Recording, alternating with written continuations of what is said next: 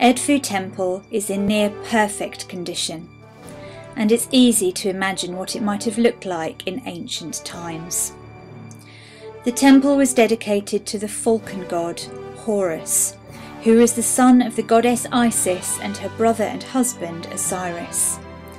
According to ancient myth, the site of Edfu was where Horus fought a fierce battle against his uncle Set, who had murdered Horus's father Osiris. Work on Edfu Temple was begun in the Ptolemaic period in 237 BC, when the first stones were laid. Construction and decoration were completed 167 years later. The temple was buried under sand and silt for nearly 2,000 years, helping its remarkable state of preservation. The temple still has its original roof, which adds to its atmosphere, and in the most sacred part of the temple is a replica of the divine bark of the god. Amombo is a pleasant agricultural town. Its ruined yet imposing Greco-Roman temple is in a particularly beautiful setting overlooking the Nile.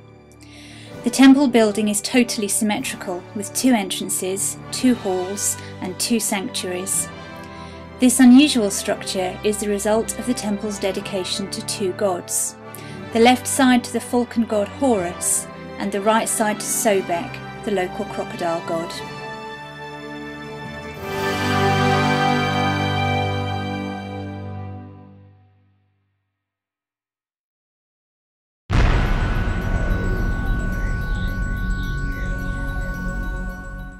A gigantic obelisk, dating from Hatshepsut's reign in the New Kingdom, lies semi-finished in an ancient granite quarry just south of Aswan. Had it been completed, it would have weighed a staggering 1,197 tons and stood 41 metres high. 3 sides of the shaft were quarried before a flaw was discovered in the stone, and the obelisk had to be abandoned, still partly attached to the parent rock.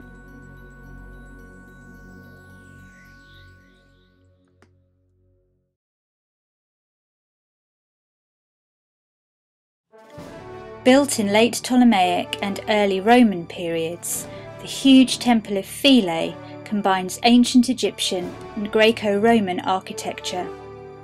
It is the centre of the cult of Isis.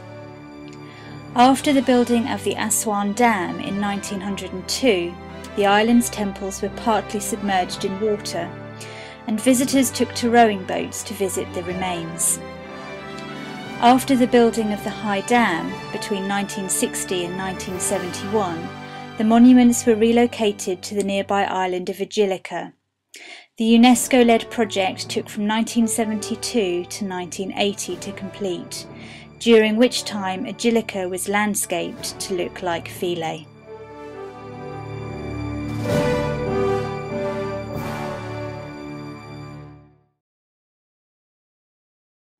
Abu Simbel is one of the most famous sites in the world.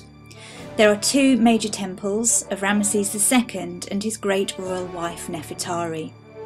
The Great Temple was rediscovered for the Western world on the 22nd of March 1813 by the Swiss explorer Jean-Louis Burckhardt. It was hardly visible due to the enormous quantity of sand covering its facade.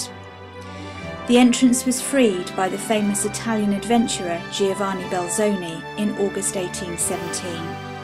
Towering over the facade are 4 immense statues of Ramesses. Inside is a hypostyle hall with Assyrian pillars along both sides of a central nave. The reliefs inside the hypostyle hall show Ramesses II defeating Egypt's enemies, including the Hittites at the Battle of Kadesh in 1275 BC. The smaller temple was built by Ramesses for his favourite wife, Nefertari. The vestibule shows the royal couple making offerings to the gods.